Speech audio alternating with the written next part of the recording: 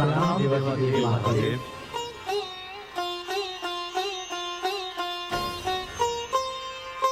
प्रणाम सप्तऋषिगण, आइए पधारिए। प्रभु, आपने हमें यहाँ क्यों बुलाया है? हे ऋषिगण, लोकाचार बहुत महत्वपूर्ण होता है। आप कृपया मेरी ओर से हिमाचल राज से मिलें और उनसे निवेदन करें कि वे मुझे अपना जामाता बनाने का सौभाग्य प्राप्त करें।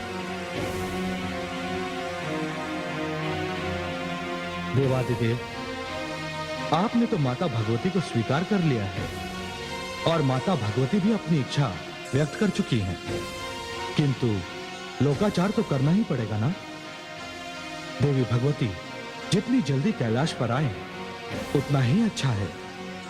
कैलाश की वह शोभा शीघ्र कैलाश पर आए, यही हमारी कामना है प्रभु।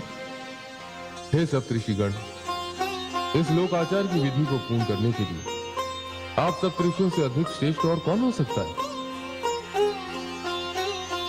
शत्रुओं से पराजित देवताओं ने मुझसे संतान की याचना की है, अतएव मैं आप लोगों से निवेदन करता हूं कि आप हिमाचल राज के पास जाकर मेरे और देवी पार्वती के विवाह का प्रस्ताव रखें।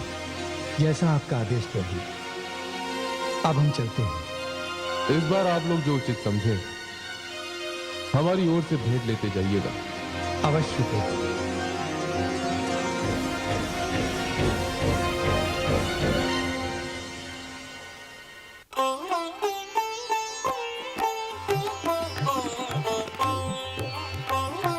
महारानी, मैं आपसे कह रहा था कि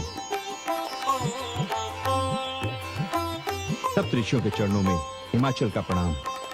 कल्याण हो। मेरा सौभाग्य है कि आप जैसी महान विभूतियों के मुझे दर्शन हुए। ऐसा लगता है जैसे बिना बादलों की वर्षा हो गई हो और बिना फूलों के फल लग गए हों। आप सबके चरणों की धूल के प्रसाद से मेरा ये स्थान तीर्थ बन गया है। मेरा आप सबसे अनुरोध है कि आप सब अपना अपना स्थान ग्रहण करें। राजन, हम यहाँ स्थान ग्रहण करने नहीं आए हैं। हम तो अष्ट सिद्धियों नवोनिधियों के स्वामी भगवान शंकर का प्रतिनिधित्व करने आए हैं। हम सबकी आपसे प्रार्थना है कि समस्त संसार को मनचाहा वरदान प्रदान करने वाले भगवान शिव को शुभ मुहूर्त की मंगल बेला में आप अपनी कन्या का दान करें, जिससे पार्वती जगत जननी के रूप में सारे संसार का कल्याण कर सके। हे ऋषिगणों, आपने अभी अभी जो कुछ कहा उससे मुझे अत्यधिक प्रसन्नता हो रही है। मैं बड़ा ही भाग्यशाली हूं।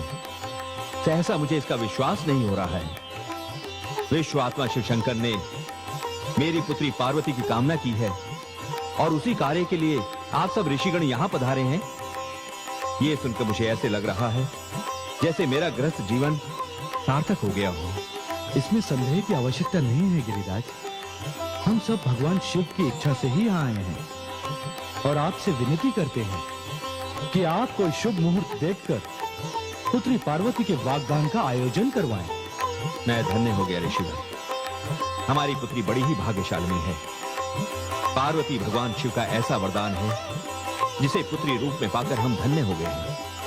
किंतु हमें यह ज्ञात नहीं था कि इस वरदान देने वाले को हम जामाता के रूप में पाकर और भी धन्य हो जाएंगे। महारानी तो इतनी प्रसन्न हो गई है कि अपनी कोई प्रतिक्रिया ही व्यक्त नहीं कर पा रही है। तो महाराज, इसे हम आपकी स्वीकृति, आपका वचन मान लें? हाँ हाँ, मान लें, अवश्य मान लें ऋषिवर। मैं तो धन्य हो गया ऋषिवर।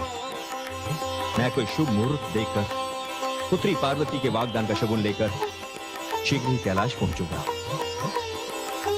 तो अब आज्ञा दीजिए राजन। अवश्य ऋषिवर। महामंत्री जी। जी महाराज। सप्तऋषियों का अभिनंदन किया जाए। इनकी महिमा के अनुरूप इनकी विदाई का श्रेष्ठतम प्रबंध किया जाए। जो आज्ञा महाराज। आइए ऋषिवर, चलिए। आइए। प्रणाम ऋषिवर।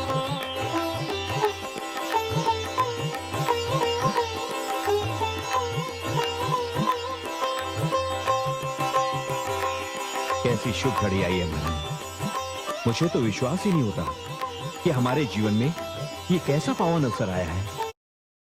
अपने पति की विरोधी हो जाए ये भी संभव है, किंतु असुरराज तारकासुर पार्वती और शिव का विवाह होने दे, ये असंभव है।